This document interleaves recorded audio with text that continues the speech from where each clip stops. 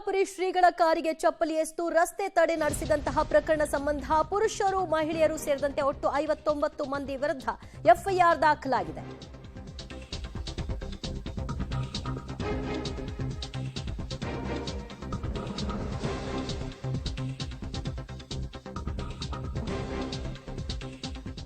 ರಂಭಾಪುರಿ ಶ್ರೀಗಳ ಭಕ್ತರು ಕೊಟ್ಟಂತಹ ದೂರಿನ ಆಧಾರದ ಮೇಲೆ ಕಲಾದಗಿ ಪೊಲೀಸರು ಇದೀಗ ಕ್ರಮವನ್ನು ತೆಗೆದುಕೊಂಡಿದ್ದಾರೆ. ಒಟ್ಟು 59 ಮಂದಿಯ ವಿರುದ್ಧ ಎಫ್ಐಆರ್ ದಾಖಲು ಮಾಡಿದ್ದಾರೆ. ಮಹಿಳೆಯರು ಪುರುಷರು ಎಲ್ಲರೂ ಸೇರಿ ರಂಭಾಪುರಿ ಶ್ರೀಗಳ ಕಾರಿನ ಮೇಲೆ ಚಪ್ಪಲಿಯನ್ನ ಎಸೆದಿದ್ರು, ರಸ್ತೆಯನ್ನ ತಡೆ ನಡೆಸಿದ್ರು. ಇದೆಲ್ಲದರ ಪರಿಣಾಮವಾಗಿ ಇದೀಗ ಎಫ್ಐಆರ್ ದಾಖಲಾಗಿದೆ. ಅಶಾಂತಿಯನ್ನ ಮೂಡಿಸುವಂತಹ ವಾತಾವರಣವನ್ನ ನಿರ್ಮಾಣ ಮಾಡಲಾಗಿತ್ತು ಅನ್ನುವಂಥ ಹಿನ್ನೆಲೆಯಲ್ಲಿ ಭಕ್ತರು ದೂರನ್ನ ಕೊಟ್ಟಿದ್ರು. ಕೋರ್ಟ್ನಲ್ಲಿರುವಂತಹ ಪ್ರಕರಣ ಸಂಬಂಧಿತವಾಗಿ ಈ ರೀತಿ ನಡ್ಕೊಳ್ಳೋದು ಸರಿಯಲ್ಲ ಅನ್ನುವಂತಹ ಮಾತುಗಳು ಕೂಡ ವ್ಯಕ್ತವಾಗಿದೆ.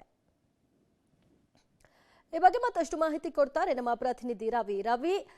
ದೂರನ್ನ ದಾಖಲಾಗಿದೆ. ಇದೀಗ ಎಫ್ಐಆರ್ ನಲ್ಲಿ ಏನಂತ ಎಫ್ಐಆರ್ ಮಾಡಿದ್ದಾರೆ 59 ಮಂದಿಯ ವಿರುದ್ಧ? ದಿವ್ಯಜ್ಯೋತಿ, ನಿನ್ನೆ ಏನು ರಂಭಾಪುರಿ ಶ್ರೀಗಳ ಅಡ್ಡಪಲ್ಲಕ್ಕಿ ಉತ್ಸವವನ್ನು ಹಮ್ಮಿಕೊಳ್ಳಲಾಗಿತ್ತು. ಅಂದ್ರೆ ಕಲಾದಗಿ ಭಾಗದ ಉದ್ಗಟ್ಟಿ ಅನ್ನುವಂತಹ ಗ್ರಾಮದಲ್ಲಿ ಅಡ್ಡಪಲ್ಲಕ್ಕಿ ಉತ್ಸವವನ್ನು ಹಮ್ಮಿಕೊಳ್ಳಲಾಗಿತ್ತು. ಆ ಗ್ರಾಮಕ್ಕೆ ಹೋಗಬೇಕಾದ್ರೆ ಕಲಾದಗಿ ಗ್ರಾಮದ ಮೇಲೆಯೇ ರಂಭಾಪುರಿ ಶ್ರೀಗಳು ಹೋಗಬೇಕಾದಂತಹ ಹಿನ್ನೆಲೆಯಲ್ಲಿ ಅಂದ್ರೆ ಗುರುಲಿಂಗೇಶ್ವರ ಮಠದ ಗಂಗಾಧರ ಸ್ವಾಮೀಜಿಯನ್ನ ಮಠಾಧಿಪತಿಗಳನ್ನಾಗಿ ಏನು ರಂಭಾಪುರಿ ಶ್ರೀಗಳು ಮಾಡಿದ್ರು, ಅದಕ್ಕೆ ಅಲ್ಲಿನ ಸಾಕಷ್ಟು ಭಕ್ತರ ಆಕ್ರೋಶ ವ್ಯಕ್ತವಾಗಿತ್ತು. ಆ ಹಿನ್ನೆಲೆಯಲ್ಲಿ ನಿನ್ನೆ ಏನು ರಂಭಾಪುರಿ ಶ್ರೀಗಳು ಆ ಭಾಗದಲ್ಲಿ ಬರ್ತಾರೆ ಅನ್ನೋದು ಗೊತ್ತಾಗಿ ಸಾಕಷ್ಟು ಭಕ್ತರು ಜಮಾಯಿಸಿದ್ರು.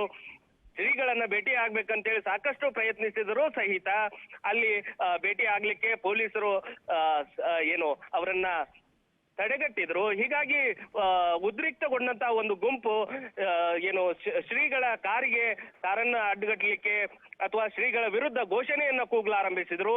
ಹೀಗಾಗಿ ಆಕ್ರೋಶ ವ್ಯಕ್ತವಾಗಿ ನಿನ್ನೆ ಓರ್ವ ಮಹಿಳೆ ಶ್ರೀಗಳು ಹೊರಟಿರ್ತಕ್ಕಂತ ಕಾರಿನ ಏನು ಹಿಂಭಾಗದಿಂದ ಒಂದು ಚಪ್ಪಲಿಯನ್ನು ಎಸೆದಿದ್ದಾರೆ.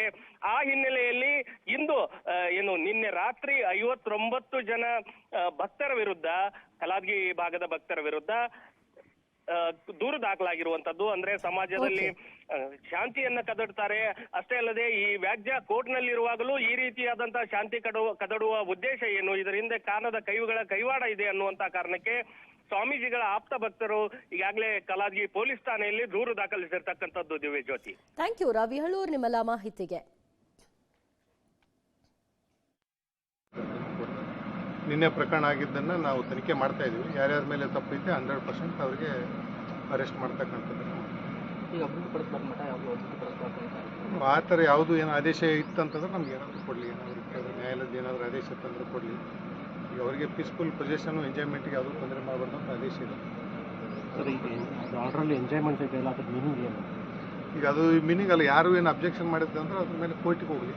ಏನಾದರೂ ಆದೇಶ ಇತ್ತಂತ ಕೋರ್ಟ್ ಆದೇಶ ಏನಿರುತ್ತೆ ಈಗ ಅವರು ಹೇಳ್ತಾರಂತ ನಿನ್ನೆಯಿಂದ ನಮ್ಮವ್ರು ಕೇಳ್ತಾ ಇದ್ದಾರೆ, ಯಾವುದು ಆದೇಶ ಇದ್ದರೆ ಕಾಪಿ ಕೊಡಿ ಅಂತ. ಅವ್ರು